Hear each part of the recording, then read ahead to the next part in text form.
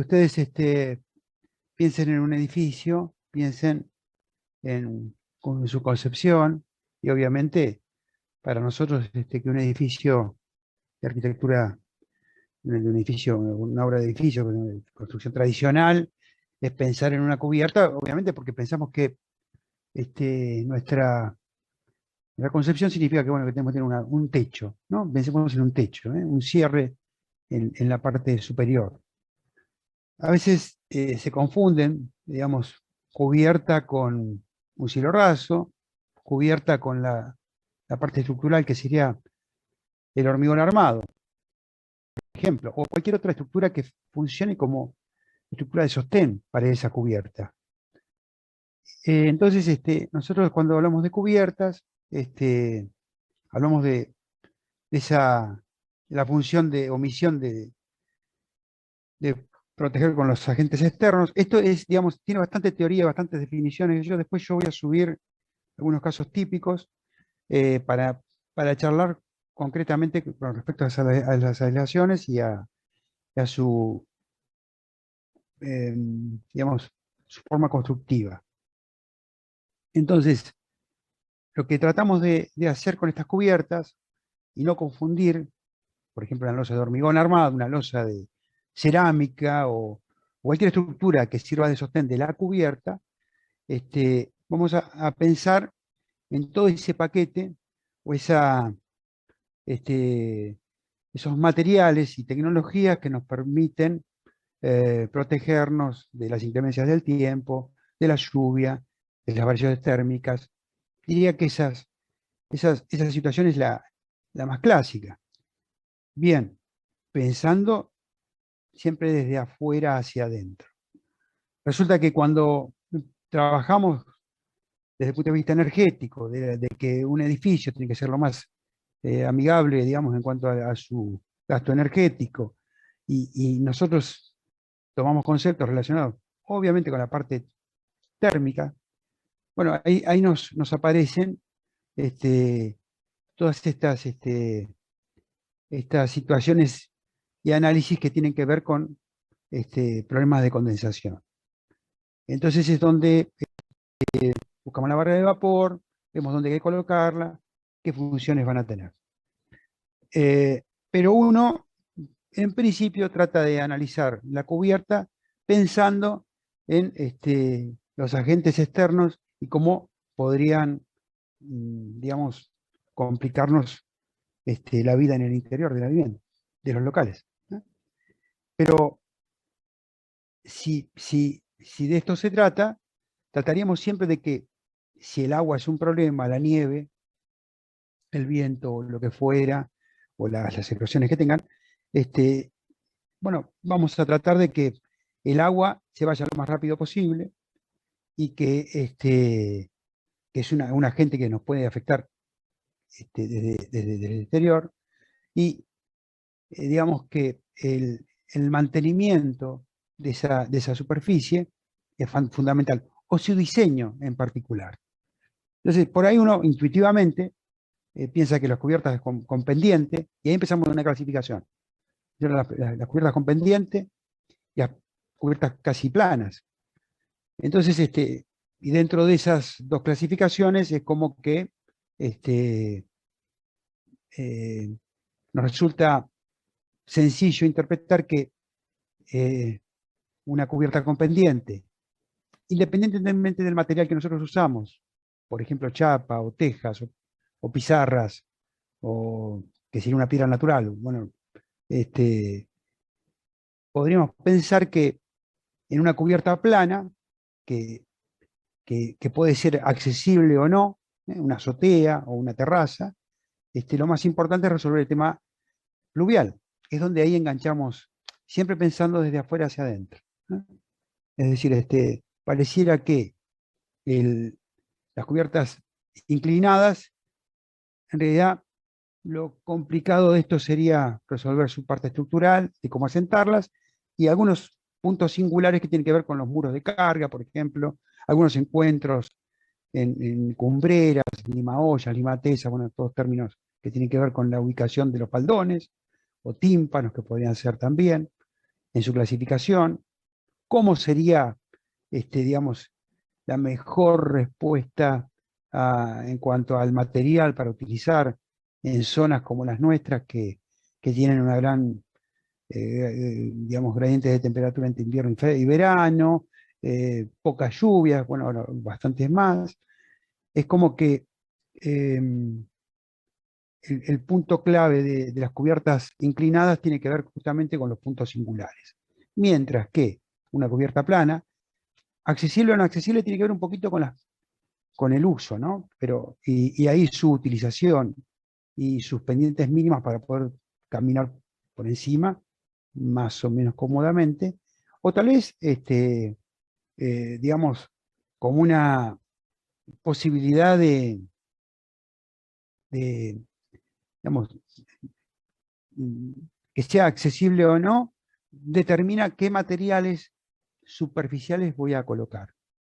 Por ejemplo, si es accesible, tendré que pensar ya en una estructura que sostenga ese solado, baldosas o lo que fuera. Entonces, hay una manera de resolver digamos, el tema estructural por un lado y de aislaciones por el otro, pero eh, también hay, digamos, cubiertas que pueden tener otro tipo de terminación, por ejemplo, digamos que son alguna cubierta invertida, después veremos de qué se trata, pero como que acá no se ve mucho en la zona, pero utilizan como aislante y como superficie de terminación piedra partida, o cubiertas verdes, ¿eh? Donde hay, digamos, la utilización de plantas, de vegetales, digamos, que permiten resolver de alguna manera esa aislaciones, terminaciones, y obviamente que estoy hablando siempre desde el punto de vista, hola Tomás, por ahí creo que ingresaste, o no, avísame, yo no los veo, che.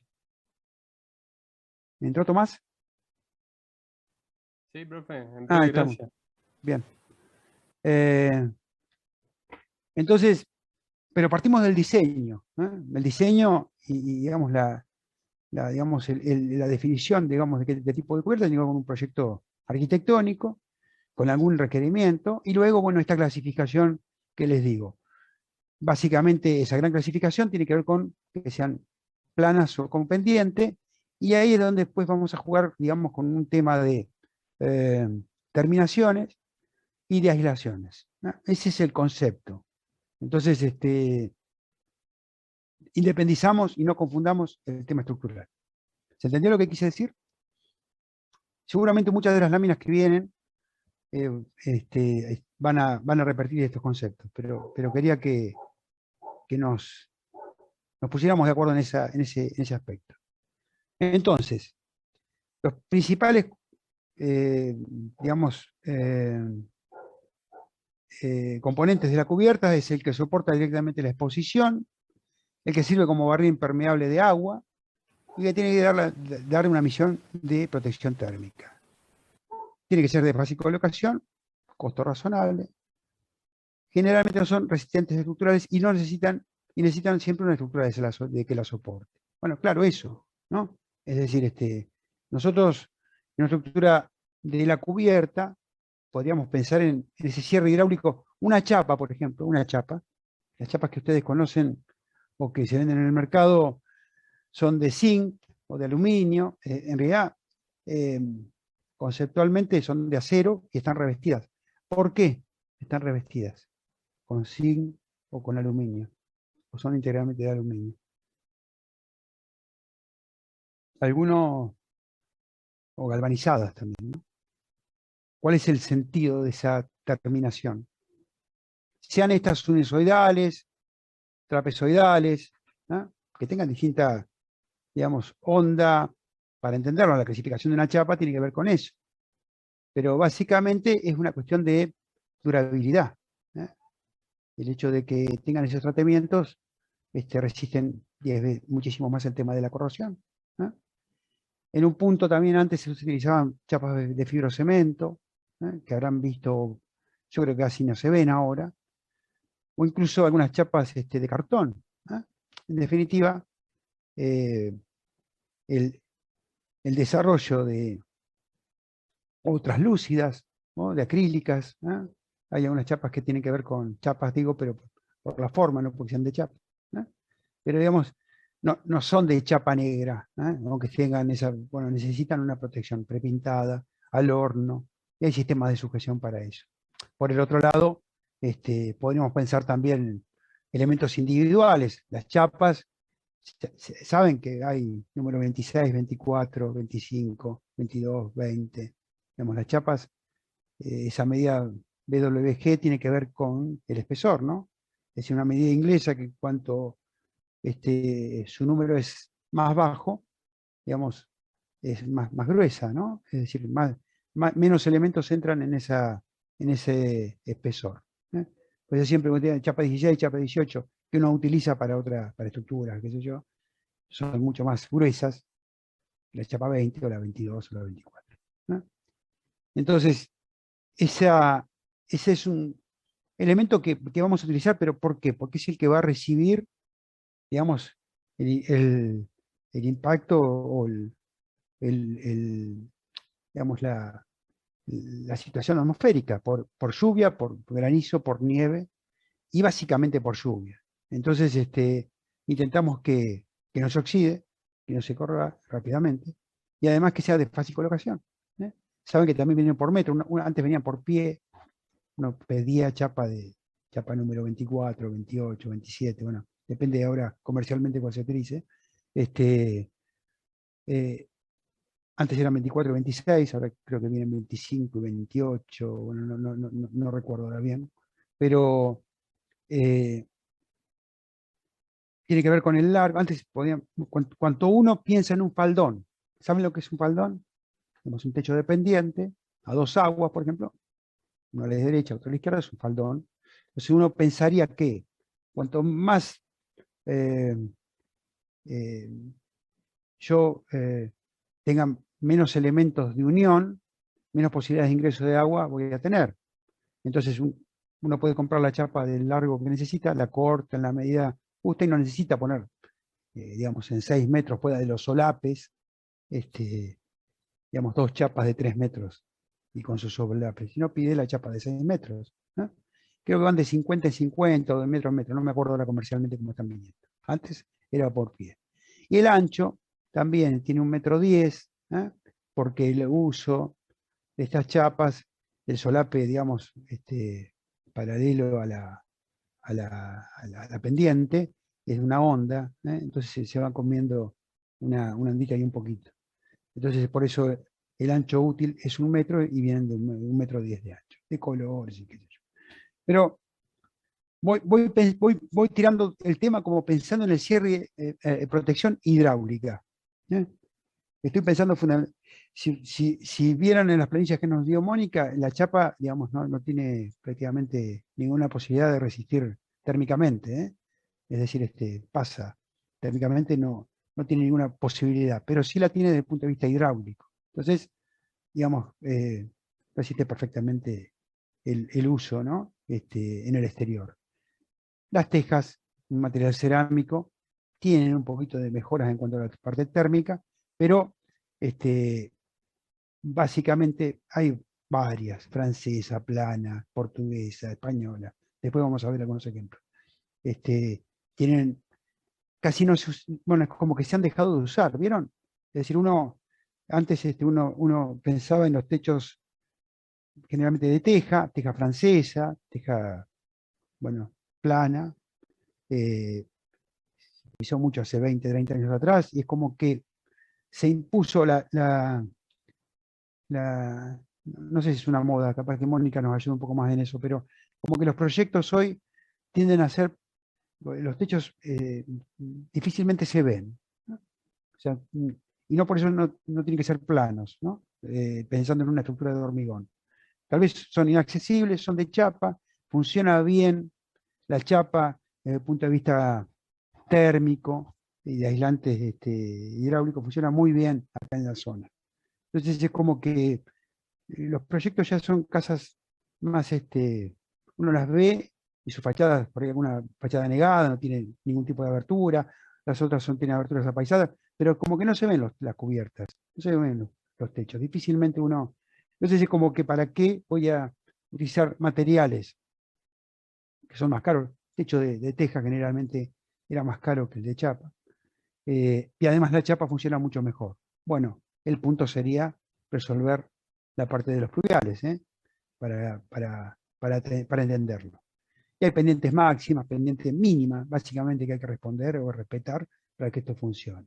Y obviamente pensar también en su sistema de estructural. ¿Me van entendiendo? ¿Me van siguiendo un poco el hilo de la conversación? Porque es una conversación. Sí, Vuelvo profe. a... Eh, sí. Me acuerdo que en la casa de mis papás antes teníamos teja y dos por tres se rompían. Ujú. Entonces era bastante, o sea, era pesado tener que cambiarlas cada tanto o algunas. O a veces filtraba agua y no sabías cuál era, cuál teja había que arreglar porque son tantas que van ubicadas que tenés que revisar una por una o tenés que ver bien por dónde se filtra el Generalmente, agua. sí, es como que hubo muchos cambios en eso, porque estructuralmente, desde el punto de vista no sé cómo sería, Melina, el caso de tus papás, pero uno utilizaba cabios de madera cada 60 centímetros, unos cabios de 2 por 6 en pulgadas, de pino, pino heliotis, pino oregón, bueno, comercialmente, y quedaba el machimbre a la vista. Desde abajo uno veía, era muy, muy usual tener casas con cielos rasos a la vista, de madera, ¿eh? Y Sí, tal cual, así. por encima, Machimbre. claro, se veía el machimbre, ese machimbre puede ser de media pulgada, de 3/4, ¿eh? Y luego después seguramente había una aislación hidrófuga, que sería, digamos, la barrera de vapor, o nosotros utilizamos barrera de vapor y por otro lado ese techado asfáltico para resolver, digamos, algún tema de filtración desde la cubierta, ¿no? Para que no pase al local. Y por encima de ello la aislación térmica y luego podría ir justamente las tejas individuales o la chapa. El tema que las tejas individuales, tal vez no sé cuál serían, pero eh, hay una fábrica en Olavarría, se llama Loza o Olavarría, generalmente eran las que se habían impuesto en el mercado, ¿no?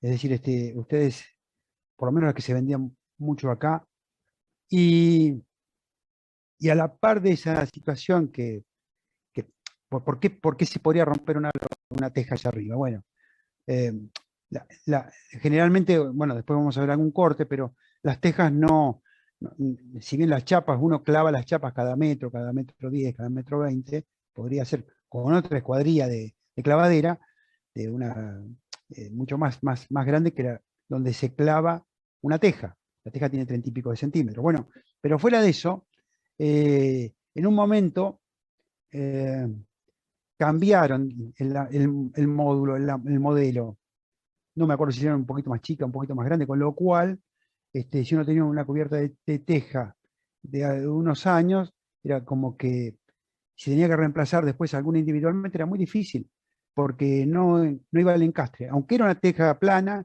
tipo francesa, por ejemplo, bueno, era un poco más grande, con lo cual no coincidían los encastres, los agujeros, y muy difícil de reemplazar.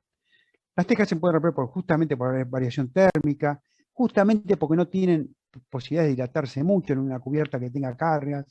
Eh, Resolver el tema de la cumbrera era un tema también, porque generalmente uno utilizaba una mezcla también de cal, digamos, y ponía una teja cumbrera, pero bueno, esa se partía con el tiempo, entonces se movía. Lleva muchísimo más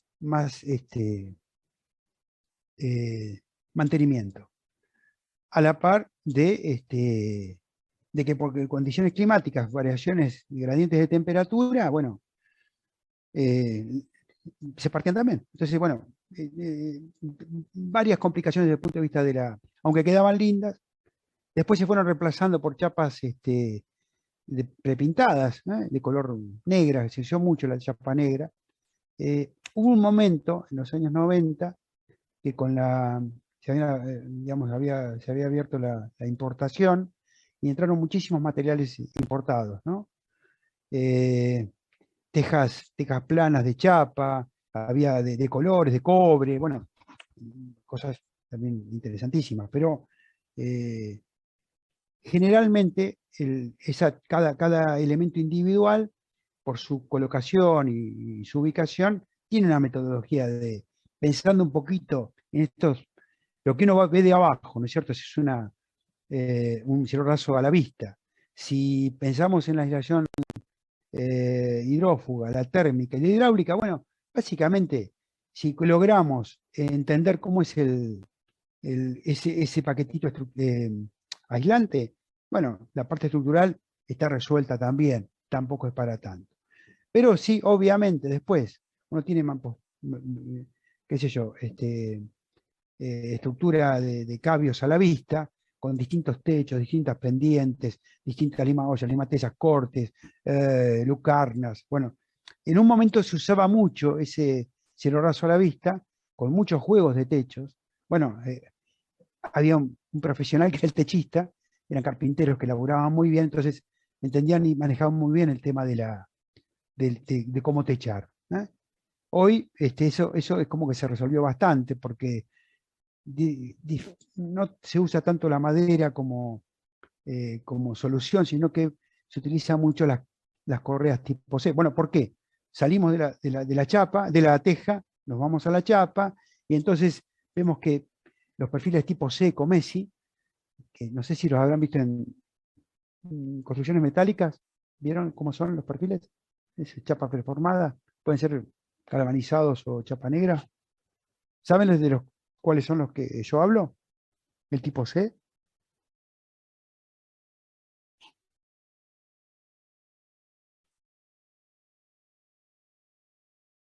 A veces me encuentro hablando solo. ¿Se me habrá cortado internet?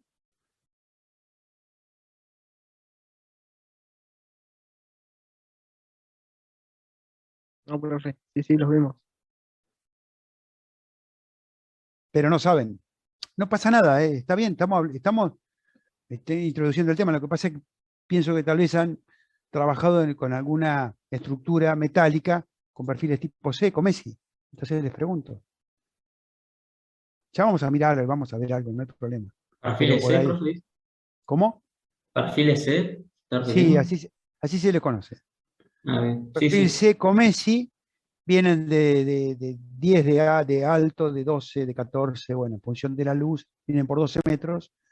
Y entonces, si pasamos de esa estructura de cabios y cielo raso a la vista a otra que vamos a hacer un cielo raso suspendido, que no vemos la cubierta, en su estructura, bueno, rápidamente uno cree que, bueno, ahí Mariana dice que sí, pero bueno, los otros no, lo veo en el chat.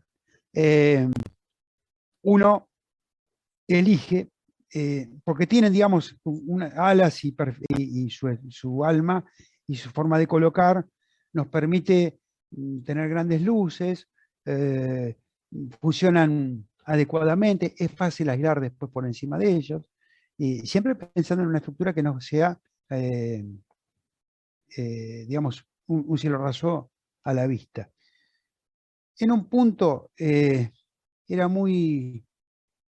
eh, era tradicional tener ladrillos a la vista, incluso interiormente, y después estructuras de cabios a la vista y machimbre. Bueno, era como que se utilizaba mucho esa resolución. Bueno, hoy no tenemos no sé si es un estilo, no lo sé. Es una forma de diseñar y de proyectar, y entonces se imponen otros materiales. Voy a la estructura, uno podría armar cabriadas, ¿no? Con hierro, con hierro liso, para soldar, qué sé yo, o correas, y armo una estructura de techo también. Bueno, básicamente los perfiles C es lo que se ha impuesto en el mercado y en la ejecución de casi todas las obras desde el punto de vista estructural. Bueno, esto lo dije, diseñar la cubierta de tal manera que el agua se elimine rápidamente. Esto se consigue con pendientes. Ahí aparece Lucas. Se debe haber corrido. Clasificación. Dependiente muy pequeña. Generalmente usted ve, bueno, esto es como para que, estuve charlando sobre estos temas, pero les queda esta información, digamos, ¿no? Losa de hormigón puede ser, digamos, una azotea o una terraza. Puede ser accesible y no accesible. Pendiente muy pequeña. Entonces, si tiene muy poca pendiente, tenemos un problema con el agua. Si tenemos un problema con el agua, tenemos que darle mucha bolilla al diseño pluvial. Bien. ¿Qué otro problema tenemos con las cubiertas planas?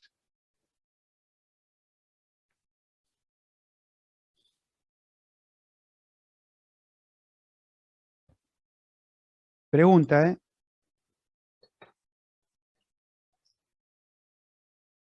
La flecha. La flecha sería un tema de estructural, Meli. Sí. Entonces, si yo diseño bien mi estructura, mi losa, no sería un problema. Ujú. La flecha, porque es estructural. Obvio que si no tengo un problema estructural, tendré otro tipo de problemas más graves. Pero bueno, puede ser que se parta la cubierta también, ¿no? Pero digamos, ¿cuál sería el problema? Pensemos que... Sí, ¿quién me habla? No, profe. La nieve o la suciedad también, ¿puede ser? Y bueno, está bien. Un problema de carga. Qué sé yo, si yo tengo mi cubierta bien diseñada desde el punto de vista estructural, y es accesible, pondré los elementos que me permitan a mí resolver este tema de la carga, ¿no? No sería un problema. Piensen en una azotea o una terraza. ¿Qué tienen los bordes? No es libre, no es tan libre como una chapa, ¿no? Digamos, tiene muros de carga por todos lados, o por casi todos lados. Entonces, ahí hay un problema de dilatación o retracción.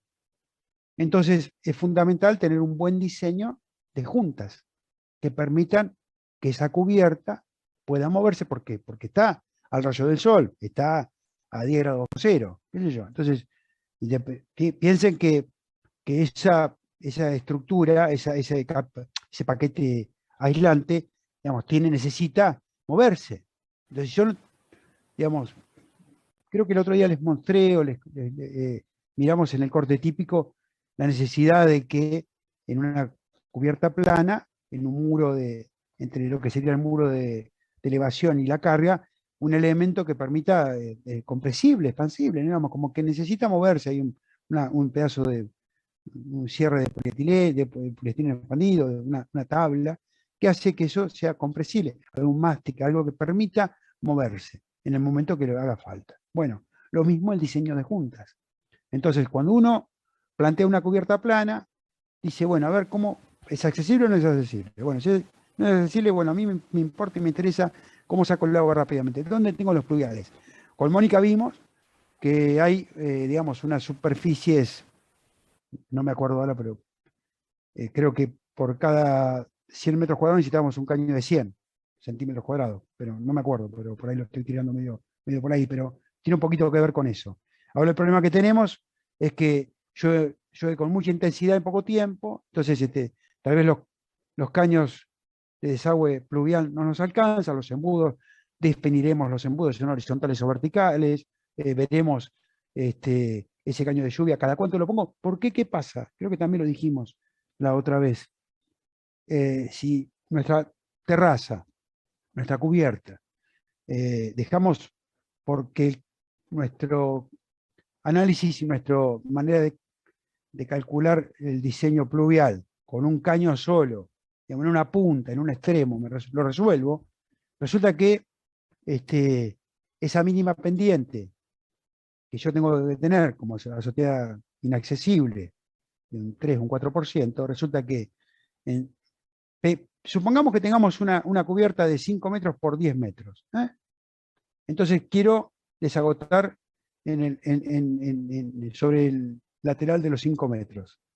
Y si tengo 10 metros ¿no es cierto? Y 3 centímetros por metro, voy a tener que cargar casi 30, 40 centímetros en el otro extremo, pensando en los 5 centímetros que necesito para el embudo de lluvia.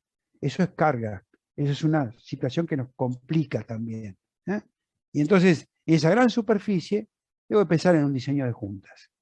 ¿Para qué? Para que no haya, digamos, problemas de mantenimiento, o mejor dicho, cuando con el tiempo esa membrana que yo coloqué arriba, que es esa barrera hidráulica, o la membrana de aluminio, o las empastas que se pintan, ¿no? Eso podemos resolverlo.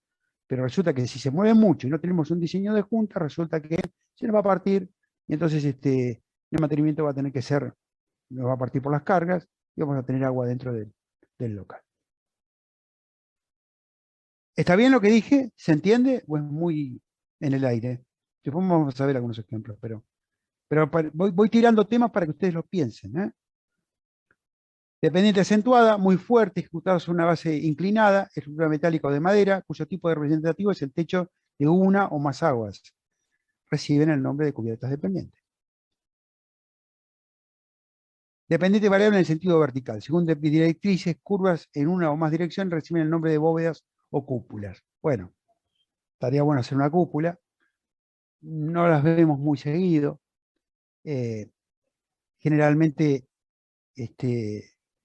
por ahí en edificios por ahí más religiosos, ¿no? Hay algún tipo de diseño que responda a esto. Pero es como que nosotros no habitualmente no sería de uso más de tanto uso.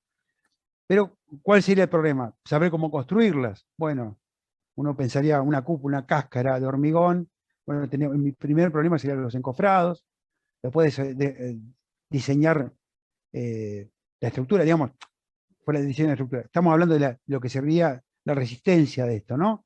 Es un problema estructural, un problema de diseño, de cálculo estructural, de hormigón armado, con un hormigón especial, podría ser, qué sé yo.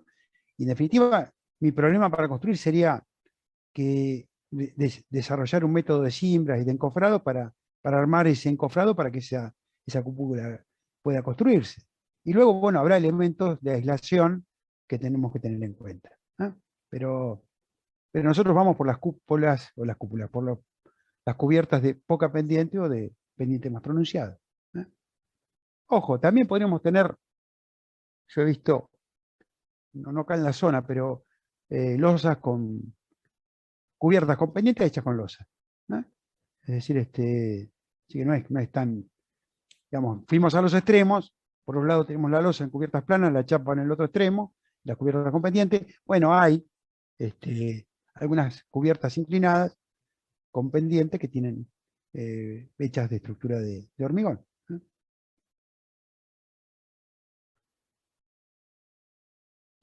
Tipos de cubiertas, ahora para entenderlas un poco, de poca pendiente, de razas secas, azoteas accesibles, azoteas inaccesibles, y por el lado de las dependientes, cubiertas de tecas y pizarras, cubiertas de chapas onduladas de zinc, de aluminio, de asbesto cemento, pendiente variable, bóvedas y cúpulas.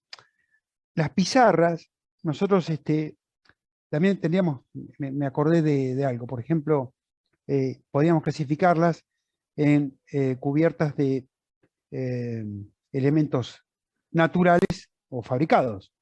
Por ejemplo, las pizarras es una piedra, es una piedra que se utiliza, que de muy poco espesor, que sale lajeada, que funciona muy bien desde el punto de vista hidráulico. Entonces, se utiliza, digamos, como otra clasificación sería, bueno, cubiertas con naturales. ¿Eh?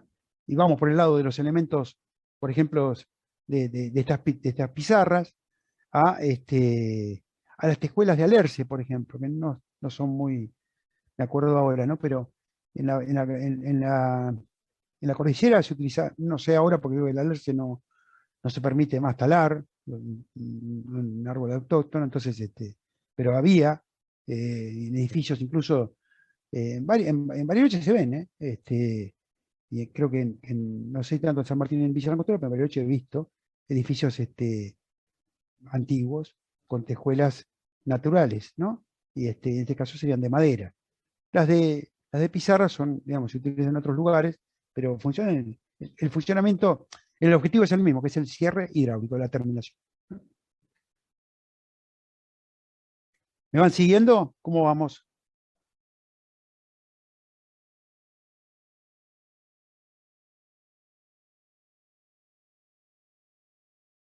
Bien, eso también lo dije.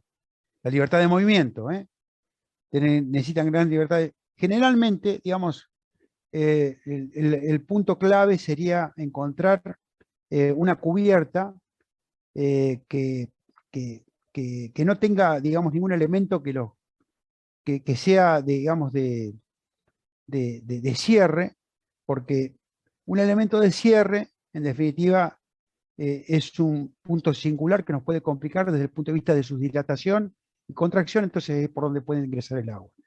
El segundo punto es que un elemento de cierre también puede ser una canaleta, ¿no? Porque necesita una canaleta, digamos, desagotar. Eso es un punto también que puede provocar, si no está bien diseñada o no está bien mantenida, problemas en el funcionamiento, para desagotar el agua. Entonces, pensemos en los techos deben tener una gran libertad de movimiento a fin de tolerar las deformaciones por los saltos térmicos del día y la noche. Esta libertad puede provenir de su propia elasticidad, membranas y chapas metálicas. Bien, eso está claro. Su gran cantidad de juntas, las tejas, eso sería bárbaro, ¿no? Porque en definitiva, cuanto más juntas, al ser elementos individuales, menos posibilidades de deformaciones tienen. Conviene, o mejor dicho, la toman la cantidad de juntas. Conviene entonces que aquellas unidades que por sí mismas son rígidas y frágiles, tejas y pizarras, tengan la necesaria movilidad para evitar que se rompan. Entonces, cuando hacemos una cubierta con elementos así tan individuales, pero son tan rígidos, bueno, tienen que tener, que tengan paredes de carga, ya sería una complicación. Por eso es interesante que tengan vuelo, que tengan voladizo, que tengan alero por todos lados. Como diseño, cosas que ya no se usan nada más, ¿no? El tema de la teja. Pero bueno, lo importante de esto es entender el concepto. Después podemos elegir qué tipo de elemento de terminación, de cierre, vayamos a utilizar. Puntos singulares, lo que hablaba yo recién, ¿no? En lugares donde hay distintos planos, ¿no? O terminaciones en la misma. Entonces, el encuentro de un techo con una pared, el encuentro de dos faldones formando valle o cumbre, los bordes de terminación de las distintas situaciones del alero, y el paso de conductos de ventilación y chimeneas. Bueno, ahí es donde ahí voy a prestar atención. Entonces, nosotros elegimos este diseño de cubierta a partir de, con las pendientes mínimas o que querramos colocar, pero bueno, hay puntos que tenemos que darle bastante importancia en cuanto a su construcción, a su terminación y a su mantenimiento, ¿no? Puntos singulares. Parece que lo dije antes.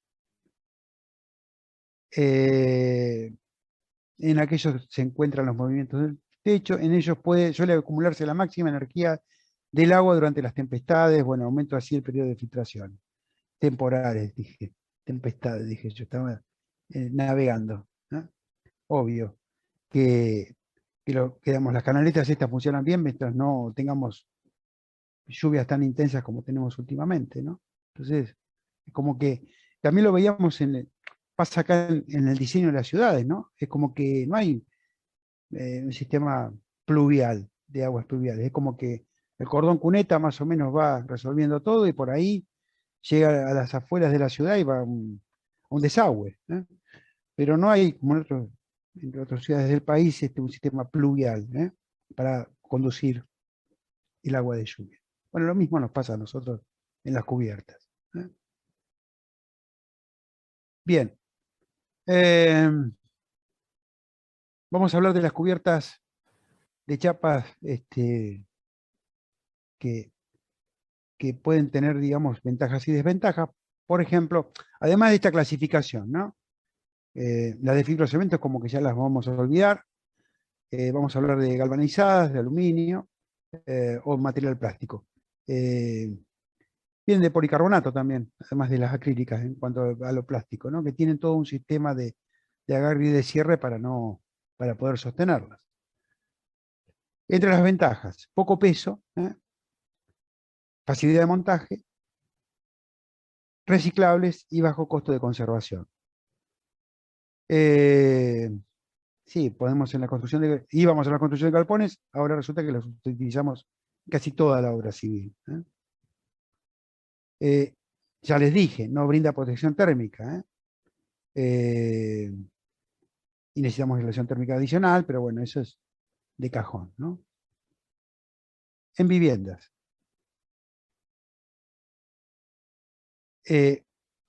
Esta lámina, esta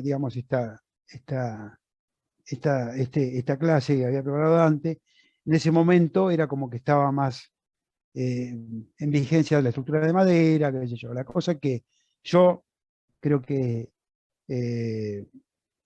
bueno, ahí lo dice también, ¿no? Se incrementó mucho más el uso de estos perfiles tipo C. Si lo googlean ahora van a ver de qué se trata. Si no, lo vamos a ver en la obra.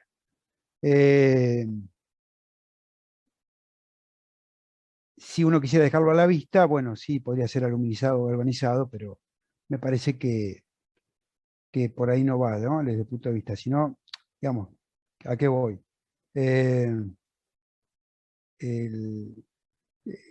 Generalmente las correas, los perfiles tipo C, si fueran vienen galvanizados, está bueno, necesita muchísimo menos mantenimiento, ¿no? Porque no se van a oxidar tan fácilmente.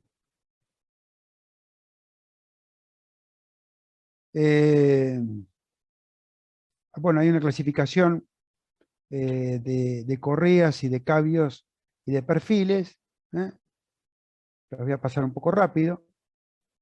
Pero bueno, pensando un poco en que este esquemita, que es bastante sencillo, algo habían visto en construcciones metálicas, pero todavía no me dijeron que sí ni que no. Voy a suponer que más o menos. Estos son los perfiles tipo C, una estructura de cabreadas metálicas con perfiles tipo C, que hacen que ahí es donde vamos a sujetar las chapas. Es un esquema, pero para entenderlo. Este perfil también en un momento se utilizaba. Es decir, fíjense, para resolver esta luz, lo que se hizo es colocar un perfil CB acá abajo, que sostiene estas correas donde va a ir la chapa por arriba. Una forma de resolver la cubierta, ¿no? Es un tema estructural, nada más. En vez de una cabreada, eso. Muchas veces, pues de acuerdo al largo del faldón, bueno, podría obviar, digamos, esta estructura, bueno, o la necesito. Esto podría ser también dos perfiles C soldados, ¿no? Dos comesi soldados, dando rigidez y apoyo a las correas. Estas también se usaban, lo van a ver más en la parte, en un galpón, digamos, en una estructura más, ¿cómo decirles? Más industrial, ¿no? No tanto en una vivienda, pero bueno, correas como una estructura más importante. Sí, un cabio, sí. Son los perfiles C. Ahora no puedo, pero fíjate, ¿ves este dibujito que mostré acá? Googlea, mientras yo estoy acá, vos googlea, perfil Comesi, correa Comesi, tipo C, vas a ver. Esto que vos ves acá, que estoy marcando con el cursor, ¿la ves? Es una C. Son perfiles que vienen 1,2 y 1,8 de espesor, me parece, o 2,2, 1,6 y 2,2 creo. Esa es la calidad del perfil.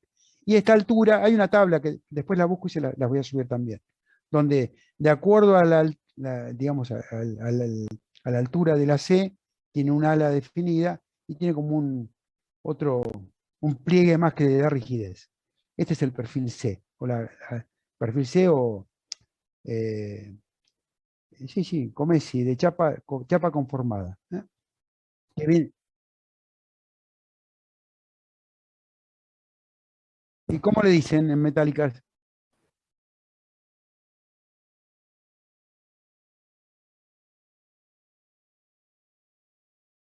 No, lo que pasa es que hay perfiles C, como hay doble T o lo que fuera, que son de acero. Esto es chapa, digamos. Chapa conformada, que tiene determinada resistencia y que sirve justamente para este tipo de cosas, ¿no es cierto?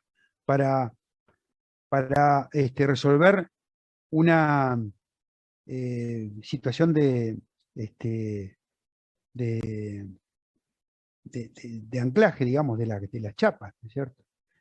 Si vos tenés que armar acá una cabriada para una cubierta de techo a dos aguas, esta es un agua y esta es otra agua. Bueno, ¿cómo hago? Como apoyo acá en los extremos, bueno, resuelvo esta gran luz con una cabriada metálica, que ustedes sabrán calcularla mejor que yo en este momento. Esperen que se me está cortando la batería. Pero yo no voy a poder atornillar, abulonar, anclar la chapa a la cabriada metálica. Entonces necesito esas correas que van a estar en el sentido, digamos, perpendicular a la cabriada, donde va a ir atornilladas las chapas.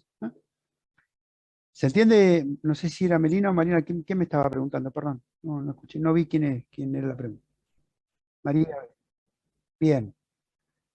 Cuando la estructura de sostén, acá elegí una correa Z, ¿no? Ponele que eso, no se ven tanto estas, donde se atornilla la chapa. Esto que está acá abajo se llama cabio por la forma que tiene. Cabio uno lo asocia a la madera. Cabio de 2x6, de 3x6, 3x8 en pulgadas. En realidad porque el cabio, la estructura que hace de sostén, va en la línea de la pendiente. Pero es como que el cabio lo tenemos más claro por el lado de la madera. ¿Se entiende? Pero como lo hago así, resuelvo esta luz, digamos, con pendiente a partir de, con esta dirección de la pendiente, la estructura, entonces lo llamo cabio. Pero no se confundan, por ahí lo voy a confundir con esa denominación. Esta forma de resolver, digamos, las cubiertas, en todo caso. Si este hierro, esta estructura que va, digamos, de muro a muro, o de columna a columna, ¿no es cierto? Con una estructura que no es una cabreada, porque no la definimos así, es una especie de cabio también, pero de correa en la dirección de la pendiente del techo, ¿no? De la cubierta. Necesita también la estructura de sostén la cubierta. Esta es por ahí la que vamos a ver también. No acá, porque, bueno, esto sería, ¿podríamos usar esto así? Tan derecho, colocar perfiles sobre mampostería.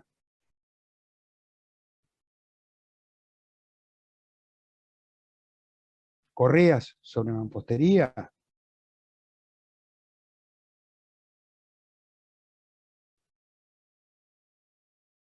Bueno, puede ser que sí, puede ser que no, pero bueno, lo estoy complicando tal vez. Quiero decirles que necesitaría otras, habría que resolver, digamos, el encuentro de esta correa C, de este tipo perfil conformado, con un cierre, y ese cierre tal vez que sea de hormigón, ¿no? Entonces encadeno y coloco estas correas dentro de esa masa de hormigón, como una estructura de encadenado. Y tengo mampostería portante. ¿Se entendió?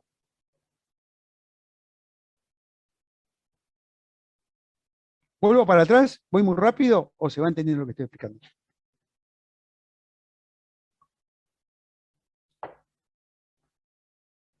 ¿Alguno más se entendió o la única fue María? Sí, Se profe. entiende, profe. Entiendo.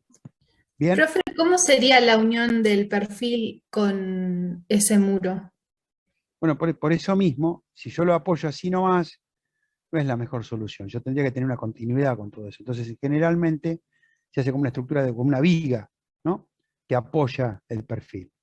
Entonces, y se dejan algunas, o queda la viga metida dentro de lo que sería la altura del perfil, mejor dicho, el perfil, la correa se coloca dentro de la estructura de hormigón y se hace como un Ujú. cierre, o, digamos, hago la viga por debajo, dejo unas platinas y sueldo esta correa con las platinas. Entonces me aseguro la transmisión de carga. Claro, como una placa sería. Claro, exactamente. Ah, bien. Colocaría en la estructura de hormigón, se deja una placa, una platina, y ahí es donde voy a dejar. se- Generalmente, no sé cómo les explicaron con estructuras metálicas, pero uno en taller lo mejor es soldar, y en obra lo mejor es ablonar. Porque esa sería la forma más adecuada, porque soldar ahí arriba, si yo dejo una platina acá, tendría que dejar algunos pasos, unos insertos metálicos, para después colocar un bulón. Entonces podría resolverlo de esa manera. O puedo dejar todo embebido en hormigón. Entonces, como que hay un anclaje ahí también. Depende del diseño, lo que quiera ver y cómo hacerlo, se puede hacer. La carga puntual de esta correa sobre la mampostería, bueno, habría que ver qué tipo de mampostería es, si no puedo tener un problema ahí, digamos, de que pueda haber, digamos, un peso no tan adecuado, mal distribuido, puede aparecer alguna fisura, qué sé yo. Además de tener un encadenado en la dirección de la pendiente del techo, que se lo resolvería con esa estructurita de hormigón.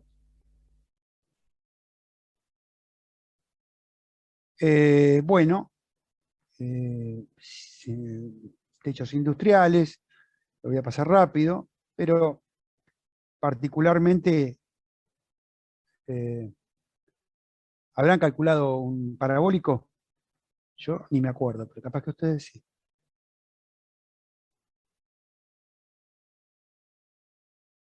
No hicieron ningún. Bueno, acá le falta también una estructura de un tensor acá abajo.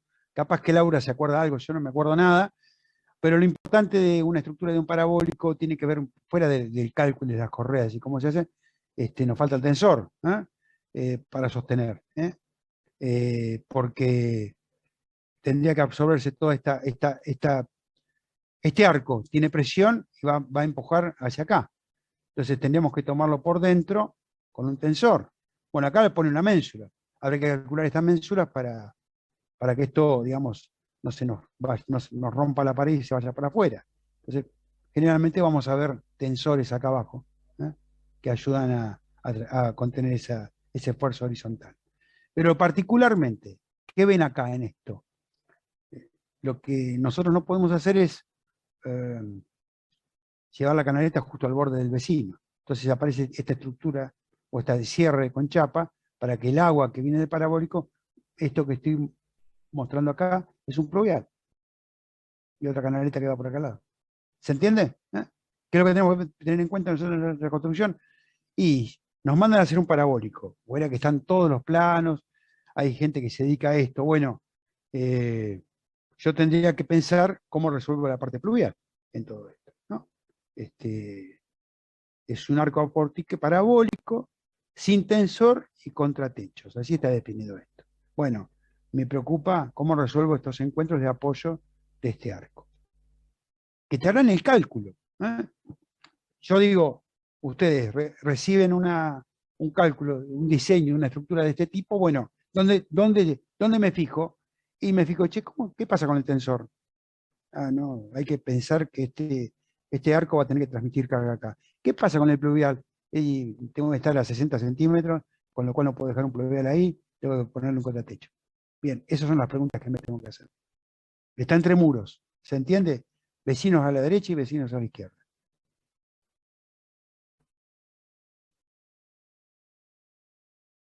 Una cableada contra techo, son esquemas, ¿no es cierto? Justamente acá es como que esta cableada apoya sobre pilares, sobre columnas, con lo cual, y hay, digamos, resuelto esta estructura metálica. Pareciera que lo más complicado sería resolver el tema de los pluviales, con los contratechos.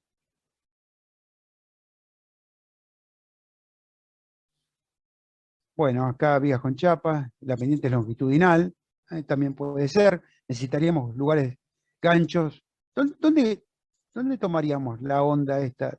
¿Dónde se engancha la chapa esta? ¿Acá abajo o acá arriba?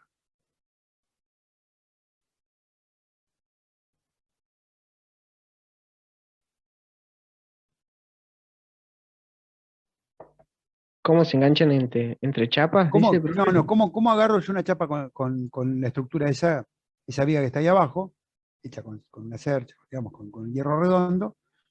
Entonces necesito alguna planchuelita ahí arriba para unir todo. Bueno, ¿dónde tomo yo esta chapa? ¿Acá arriba o acá abajo? ¿En la cresta o en el valle? En el valle.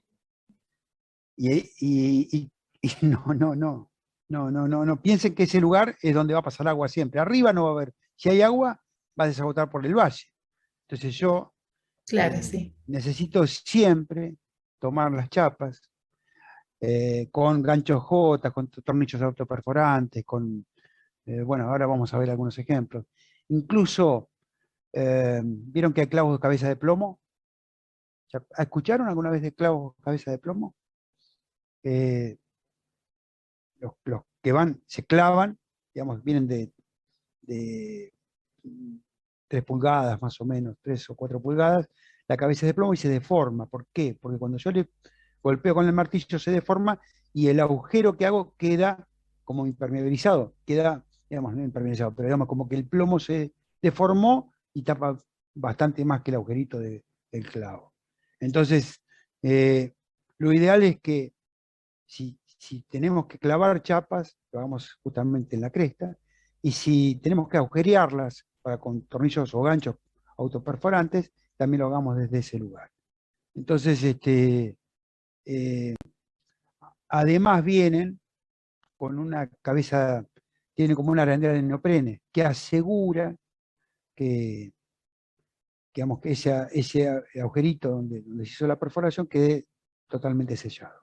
A veces vienen con cabeza hexagonal, esos tornillos. Bueno, hay distintos tipos, después los vamos a ver. Pero siempre, independientemente de la estructura de sostén, vamos a fijarlo desde la parte más alta de la chapa. Bueno, aislados, vamos a ver algunos dibujitos nomás para entenderlo. Que esto sí lo deben haber visto en estructuras metálicas. Los componentes y cómo se llaman cada uno de estos elementos, ¿no? Pero en definitiva, como concepto, no sé si lo tienen, pero generalmente uno cuando diseña una nave industrial y define, digamos, algunos puntos de encuentro, generalmente las fundaciones, bueno, tendrán que ver con un diseño a partir del estudio de suelos y las cargas que vamos a transmitir. Generalmente las componentes, las estructuras metálicas son livianas, ¿no? Por algo modulares, rápidas de hacer, y nos interesa, digamos, cómo transmitimos las cargas desde la cubierta a las fundaciones. Hay una base aislada, qué sé yo, pero hay tensores dando vuelta, hay columnas, tienen toda una denominación que creo que ahora sigue, pero particularmente yo me quedaría pensando cómo sería resolver un puente grúa dentro de una estructura digamos, una carga que acá por fuera tendríamos el viento, el sismo, la nieve, el agua, lo que fuera. Eso es bastante tradicional. Bueno, por dentro, seguramente vamos a tener un puente de grúa, es muy posible que haya un puente de grúa. Bueno, hay que ver cómo transmitimos la carga de ese puente de grúa a la estructura que forma parte de este galpón, ¿no? O de este edificio industrial. Acá está en todo el detalle de cómo se llaman cada una de estas cosas. Voy a hacer una pregunta, pero no es para... en construcciones metálicas, porque por ahí tendría que desarrollar más ese tema, yo por ahí me pienso, nunca lo tocamos así. Estábamos hablando de techo y estamos hablando de... Ustedes lo que hacen en construcciones metálicas es calcular la estructura metálica es diseñar llegan desde lo que sería un elemento como si fuera una columna, una correa, una viga, una cabriada, a integrarlos todos en un galpón, en algo, una nave industrial. Sí, profe. Diseñamos todos los materiales, los dimensionamos y antes de eso elegimos qué secciones vamos a utilizar. Bien. Pero yo voy a esto. Entonces, todos estos, cabriada, correa, diagonal, viga contra viento, base, bueno, eso como elemento lo saben diseñar. Bien. Y si yo te digo, bueno, che, quiero hacer un galpón de 20 por 40 con esta forma, vos podrías calcularlo y diseñarlo. Vos, Sí, ustedes, capaz, digo, ¿no? No, no, pido no, un poco de ayuda. no, no, pero, porque por ahí tenemos que hablar más de la construcción. Yo, o sea, ni con Mónica ni con Laura lo hemos hablado, lo estoy charlando con ustedes ahora a partir de esta charla que tenemos. Tenemos que avanzar más en entender cómo se construye, qué es una soldadura, cuándo conviene soldar, cómo bulonar, qué tipo de bulones de alta resistencia hay, cuál es una platina. Lo pregunto porque por ahí, vieron que yo estoy en la comisión de seguimiento de carrera, estábamos viendo los planes de estudio, estamos trabajando pensando en todo esto. Bueno, este punto, tal vez es una construcción de edificio que tenemos que darle un encare desde el punto de vista constructivo, fuera del replanteo. Bueno, ¿cómo evaluamos una soldadura? Lo pregunto porque lo voy a hablar con la gente de la cátedra de usted, de construcciones metálicas, pero capaz que está más orientado al proyecto y al cálculo y al diseño y no a la construcción. De hecho, ya que estamos hablando, bueno, fuera de las aislaciones, bueno, dónde conviene soldar, cómo se coloca el techo, bueno, todo esto es un tema para charlar, ¿eh? No, para darles a ustedes más herramientas, ¿eh? Tal vez es un tema para que ustedes me pregunten y yo pueda responderles, pero bueno, si no aparece el tema, no lo charlamos. ¿Mm?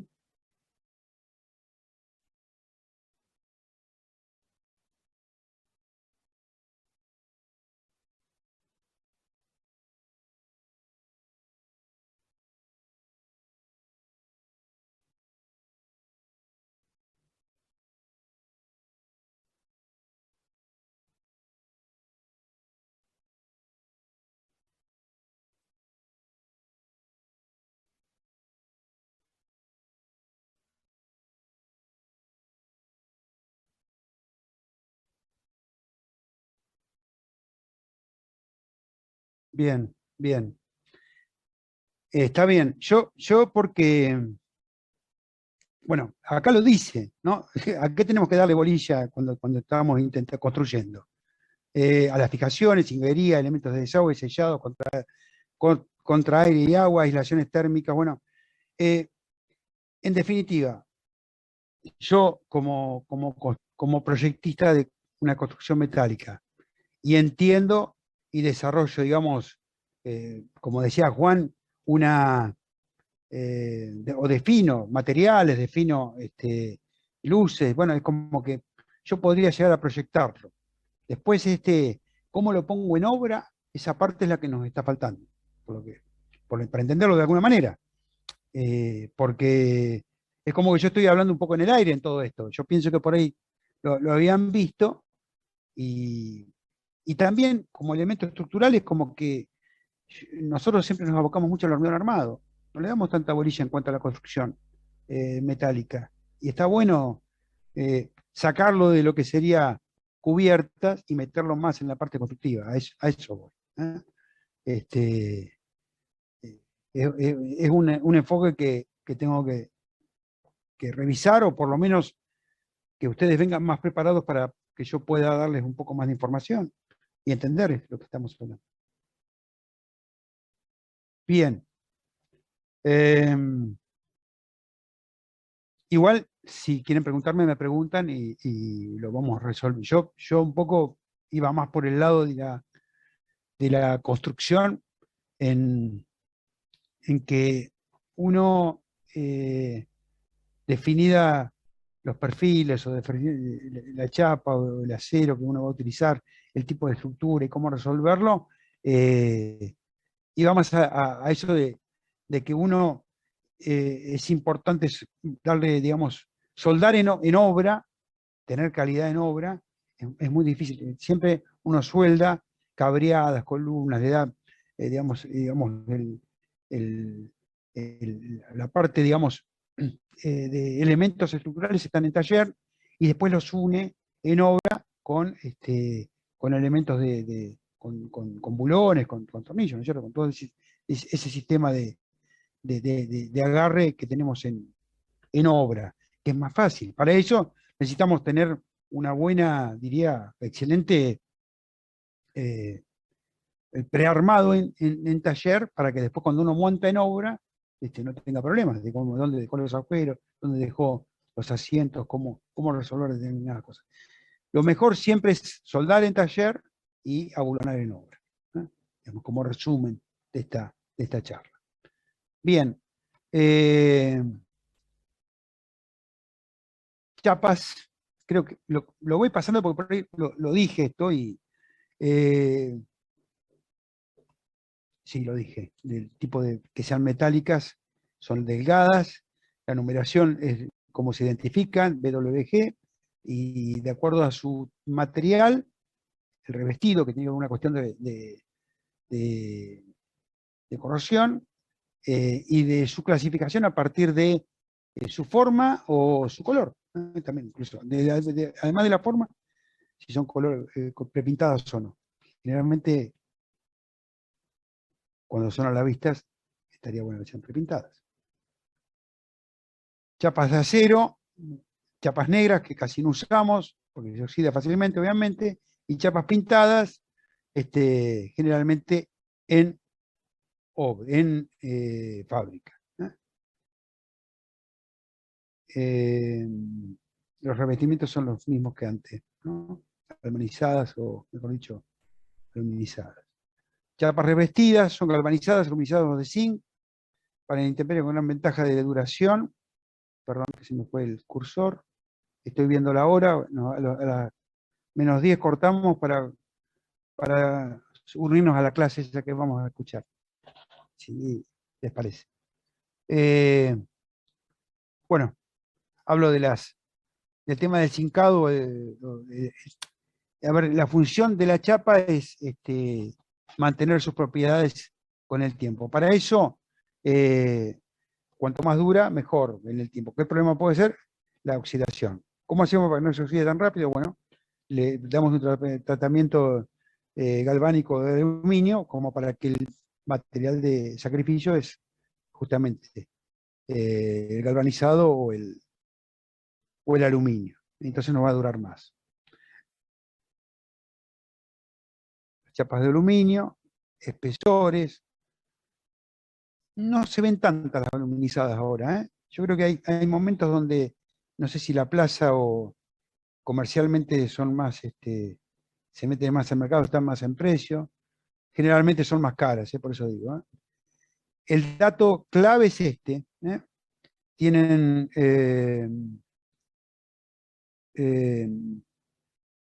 alta reflectividad térmica. Entonces, concretamente, la absorción de calor por la iluminación solar no es tan, digamos, como que refleja más, ¿eh? Eso es una ventaja, ¿eh? A ver, acordemos, leo rápidamente por si me olvidé alguna cosa.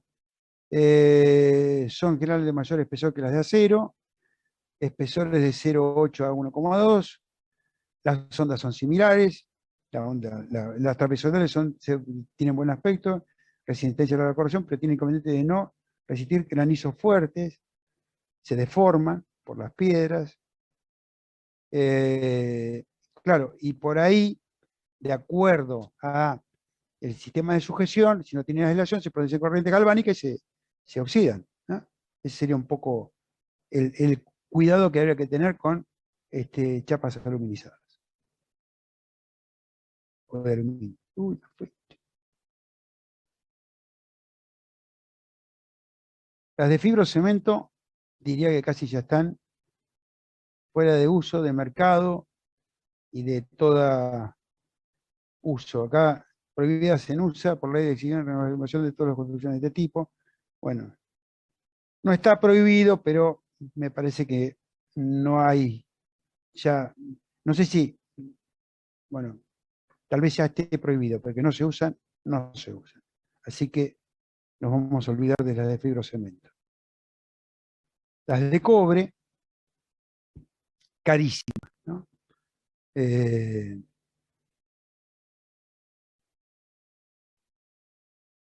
Básicamente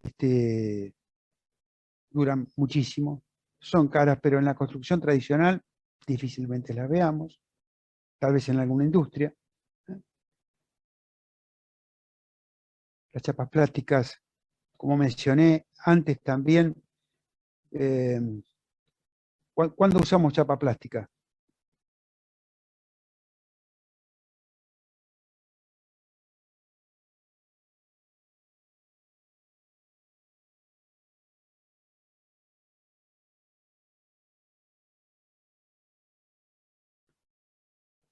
Translúcida.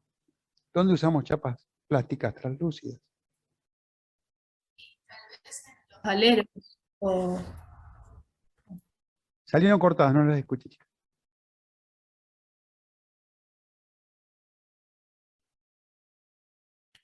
lo mismo que Mariana, los aleros había dicho. No básicamente, uno es una cuestión de un complemento. No, puede ser que algunas sean transparentes, ¿no? Mejor dicho, translúcidas. Tienen que ver, ¿vieron las que en una construcción industrial yo necesito que ingrese algo de luz? Bueno, tiene que ver un poquito con eso, ¿no? En mi casa, profe, por lo menos Sí. lo usamos en el patio. Bueno, claro, capaz que es un lugar donde ustedes quieren tener iluminación cenital. Bueno, el problema es que ahí no tenemos aislación, ¿no? La chapa está ahí, transmite algo de luz, pasa luz, obviamente, y se deteriora muy rápido también con la luz solar, ¿eh? Pero es una forma de resolver ese tema. Hay también algunas que son, ya les digo, de policarbonato,